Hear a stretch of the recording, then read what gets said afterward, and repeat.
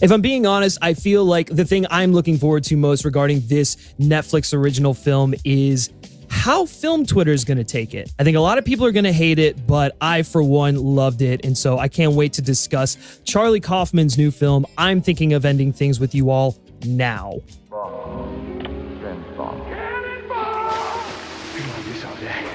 Did you rub my lamp? 1,000 generations to the now. Here we go. Hey, how's it going, everyone? And welcome to FilmSpeak, where the conversation continues after the credits. If this is your first time checking out the channel, hey, my name is Griffin.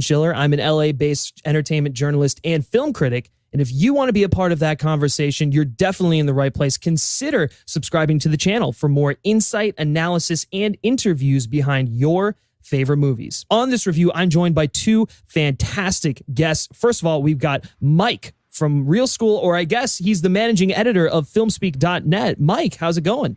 Not bad, buddy. Looking forward to this one. This was a wild ride. It was a doozy. And then also joining us from the FilmSpeak team is Miko Reyes. Miko, how's it going, buddy?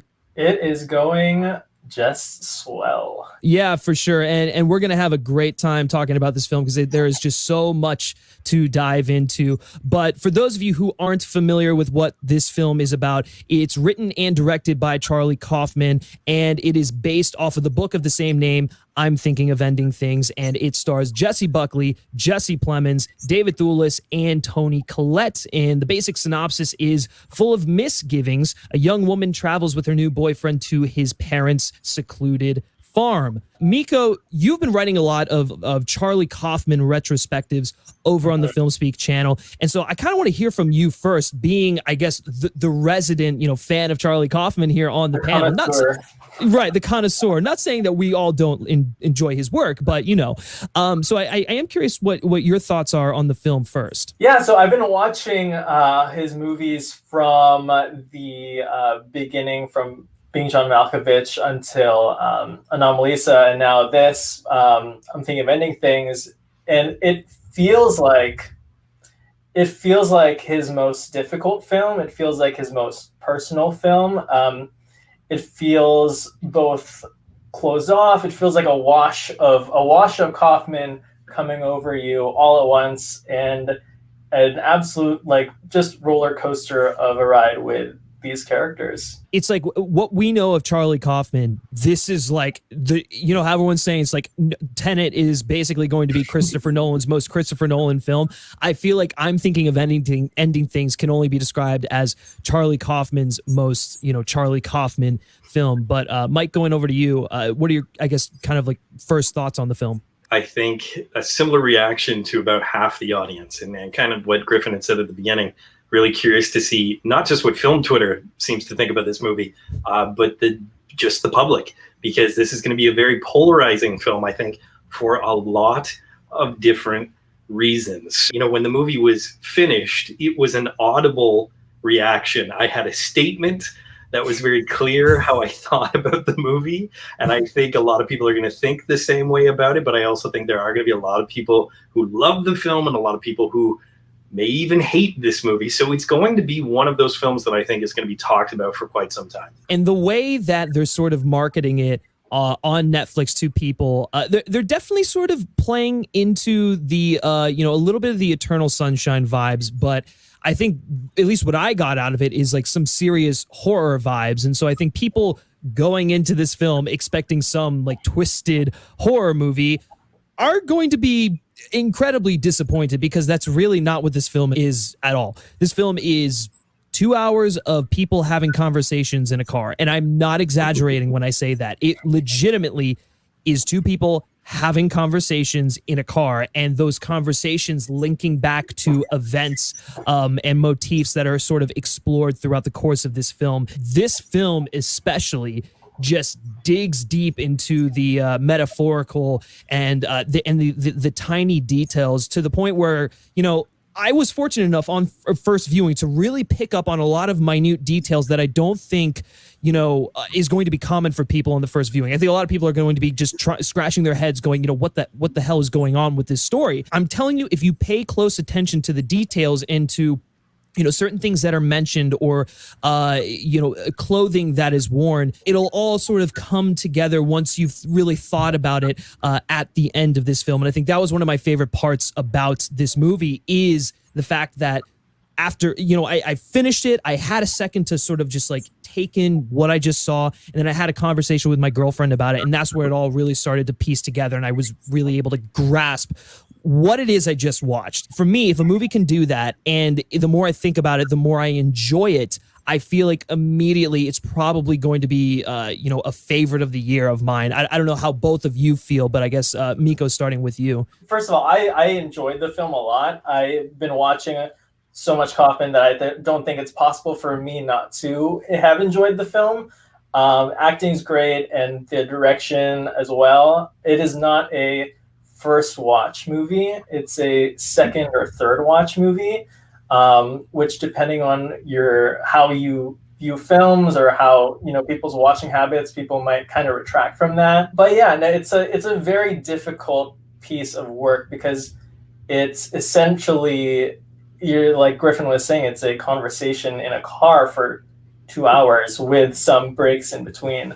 That's a good way of putting it. Yeah. The stuff with the parents in this film, David Thewlis and Toni Collette, is really bizarre and interesting. But Mike, I guess going back to you, sort of, where does this sort of stand, regarding, films you've seen this year? Definitely the most challenging. I think Miko said that. It's the most challenging film, I think, not only of Kaufman's career, but you couldn't ask, ironically, for a better and a worse film during a pandemic, because it's one of those movies that I don't think would get the kind of attention if we had a summer blockbuster season. And also, it is such a bottled film. It is so Waiting for Godot-esque. Like, the Beckett influences on this film are just so clear, crystal clear.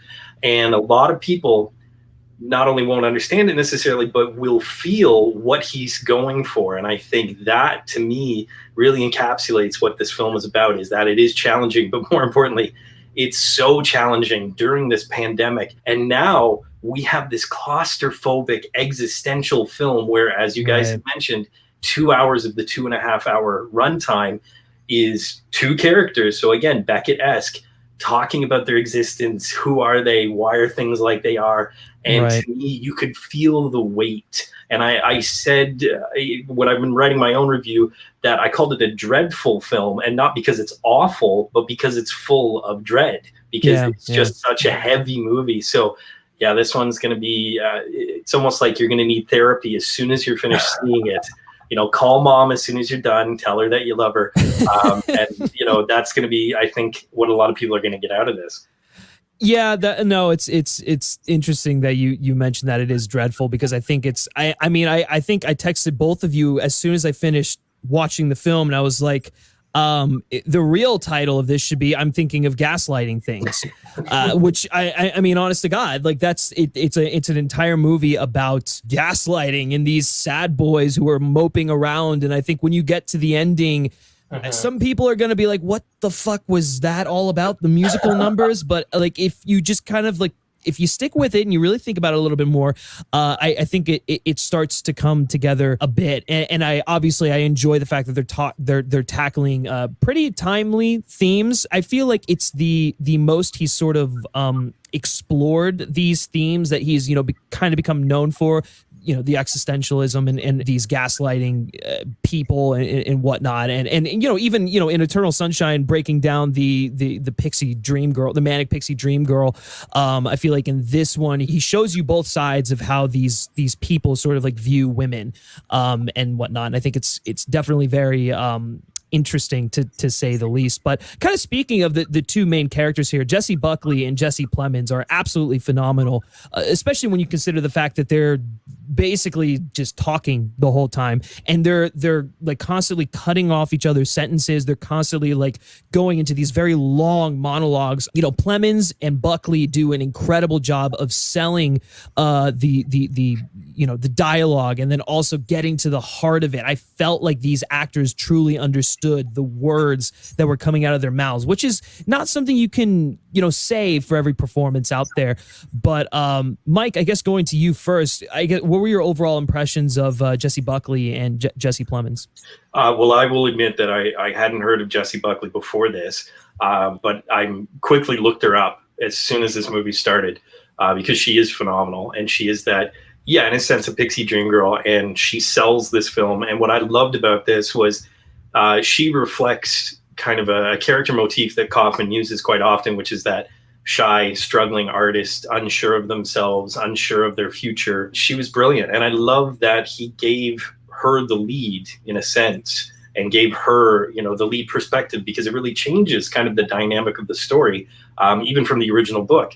And right. Well, even to that point, with saying that he gave her the lead, when we get to the end and it's sort of, we start exploring Jesse Plemons' character a little bit more, it's all done through the lens of Jessie Buckley's character. So it's like, I thought that was so powerful, the way that he was able to convey everything, through that, because I feel like, another director would have just like switched lenses and it's like, okay, well now it's Plemons' turn. Instead, he sort of gives you an overview, but then he's like, no, you should be siding with Jessie Buckley. She's right now. And that's a huge change from the book, in fact, because they both get equal billing, I think is the best way of putting it, in the book. There were definitely some very specific choices that I think Kaufman made about Iain Reid's, the original Canadian novelist, just because, it fits better. And I think, Griffin, you had kind of said it, it's very timely. This book is not that old anyways. It's only about 4 years old, but the adaptation, I think, is even more timely because of the way Kaufman frames it, and things like that. Yeah, for sure. Miko? Jessie Buckley has some monologues in that car that are so absurdly intertwined and specific to the way that her character thinks, and to have such a grasp on these people, Jessie Plemons and Jessie Buckley, to have such a grasp on their characters is such a testament to how well they kind of molded themselves around Kaufman's script. I think we've wrapped it up here. We've really explained the film for everyone out there who wanted, to really get into the meat of this, which I think is important. Final verdict. Let's get into this thing. What are you going to give this thing out of 10? And Miko, starting with you. I'm going to give the film a soft 10 with the potential to raise to probably a 9. Based on a second watch. I think that it's good. The reviews are coming out, so people know what they're going to be buying whenever they go into the movie. I think that it is important to have these opinions and have these conversations about accessibility, especially when it comes to like Netflix and Kaufman film stuff where everybody can watch it. Yeah, for sure. Mike, what are you giving this thing out of 10, and your closing thoughts? I would give it a soft 5. Yeah. And once again, please let me be clear to all my fellow film school graduates, a film that I very much appreciate, but just didn't like. And I think I'm coming from a weird mix of positions because, I do enjoy a kind of tightly knit story, but at the same time, I love exploring. And I've even taught this kind of stuff when it comes to metaphors and things like that. I think it's just going to be a really interesting film being released on Netflix, because as Miko just kind of touched on, if it was the Kaufman stands out there watching this in theaters, I think it would just be hailed as another Being John Malkovich. I think everybody who paid to go see it would have come back, and the reviews, I think, will probably be stellar. But the irony is, being released on Netflix, this film is going to get a lot of mixed reactions, very similar to the panel we have going on right now between the three of us. So I think we pretty much represent what the world is going to think of this movies. But I mean, I'm already coming from a fairly educated place in terms of having read the book. So I think, a lot of people aren't going to have that background. Maybe that's a disservice to the film, maybe. But the fact is, it's just one of those, like, I've thought about this film a lot. And in fact, much like I did as soon as I finished watching it, I went upstairs and told my wife the entire film because you can't just explain one little piece of this movie. You can't. So, yeah, it's going to be very talked about. So I think that's never a bad thing, but it's not a movie, like I said, I need to watch over. I think for me, when it comes down to it, this is a film that it was challenging. I enjoyed the ride. It left me, I really had to talk it through when it was over. So it wasn't an easy, thing to sort of digest. But once I started talking it through, I think the thing that caused me to like the film more than I did was the conversation afterwards. The conversation after the credits, if you will. It's literally a film that benefits from that, from breaking it down sort of sequence by sequence, and the subtext. I think it's expertly written, beautifully acted. The editing is so precise, and while I think I felt the length a little bit, I didn't care because I was so invested in what was going to happen. I was so intrigued by these conversations that they were having in the car. I think it has a lot to say, a little too much to say, which is where it kind of gets docked for me, but it's also really timely, and when we get to the ending, it's just man, I loved every bit about it. So I think for me, I'm going to be giving it a 9 out of 10. So there you have it, guys. There you go. There are 3 reactions on I'm Thinking of Ending Things, the new Charlie Kaufman film heading to Netflix. But again, we want to hear from you all, and we want to know what your favorite Charlie Kaufman film is down in the comment section below. And if you've seen I'm Thinking of Ending Things, we also want to hear your thoughts and opinions on that as well. Let me hear your theories and all that good stuff. It'll make for a fun conversation. Thank you to my 2 guests for joining me as always. Miko, where can everyone find you on the interwebs? My Twitter handle is Miko_Reyes, and my Instagram is I'm Miko Reyes, Miko. And you can find him over on filmspeak.net, writing some great editorials. And he's got the interview with the composer of I'm Thinking of Ending Things coming out next week. So definitely keep an eye out for that. Our managing editor of filmspeak.net, Mr. Mike Johnson, where can everyone find you? Well, of course, you can find me on filmspeak.net, not only editing, but contributing once in a while, which is always a lot of fun. But you can find me on all the social media at Real School with 2 E's, including my own YouTube channel where I share more of my own personal views on films like this. Definitely go give them a follow. And guys, if you haven't done so already, be sure to like this video, share with your friends, and subscribe to the FilmSpeak channel so you don't miss another movie review, breakdown, explain video like this. We have a whole lot of great film-centric stuff over here. And as we like to say, the conversation continues after the credits. This is probably the most literal sense of that conversation continuing after the credits. So if you enjoyed that, you're definitely in the right place. So consider hitting that subscribe button. You can also like FilmSpeak on Facebook, follow us on Twitter simply by searching FilmSpeak. And lastly, guys, if you like me specifically and you like what I have to say, you can give me a follow on Twitter at Griff Schiller. All right, that's going to do it for this breakdown, explained review video of I'm Thinking of Ending Things. Thank you so much for joining, and I'll catch you next time. Take care.